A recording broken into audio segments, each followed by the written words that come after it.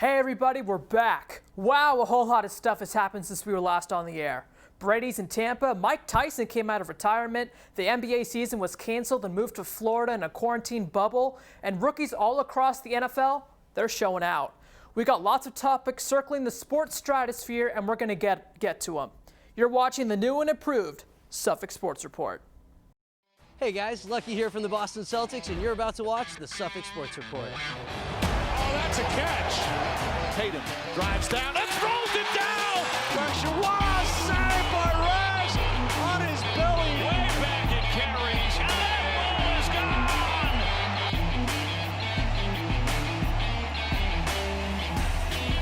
gone. Lots of NFL news during week 2 of the NFL season. A bad string of injuries across the league, and the Patriots with a big game against the Raiders this Sunday. JD Conti's got you covered with the brand new segment, Conti Countdown to Kickoff.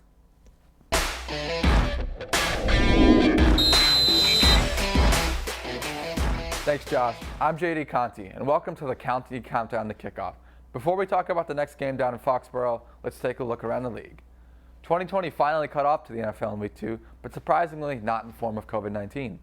Instead, teams around the league were ravaged with injuries at a level that's never been seen before. No team was safe. The 49ers lost 4 players during their contest against the New York Jets, including superstar defensive end Nick Bosa. The 49ers' worst fears were confirmed when it was revealed Bosa tore his ACL and will miss the remainder of the season.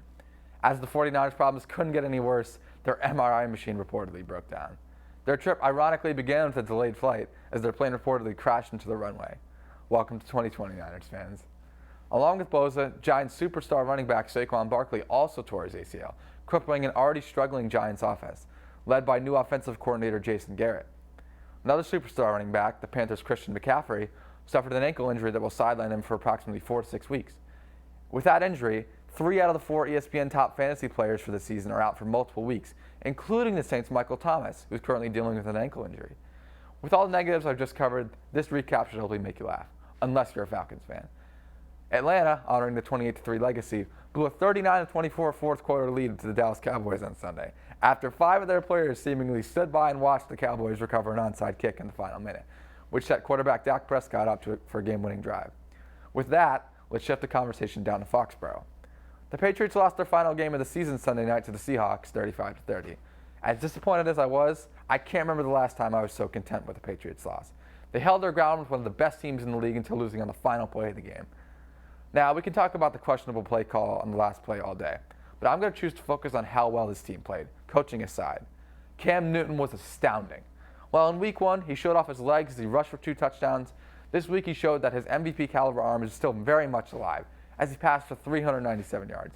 And that's with a receiving core that many like to sleep on, despite the fact Julian Edelman had a career high in receiving yards. We also saw the emergence of Damiere Byrd, who had 6 receptions for 72 yards, with a couple of them coming on 3rd down.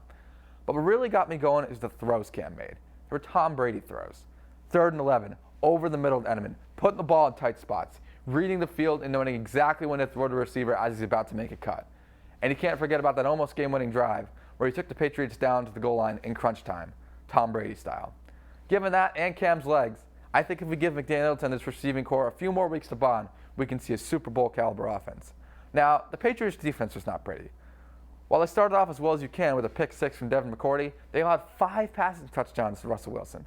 That will need to be better, especially with next week's game against the red-hot Las Vegas Raiders.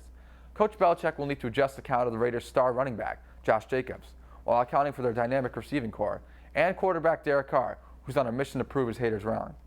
Don't get me wrong, the Patriots are the better team here. We proved that against the Seahawks, and with that level of play, along with the Coach Belichick game plan, we'll be back above 500. That's it from this week's Conti Countdown to Kickoff. Back to you, Josh. That's all we have for you today on this week's edition of the Suffolk Sports Report. We'll see you guys next week.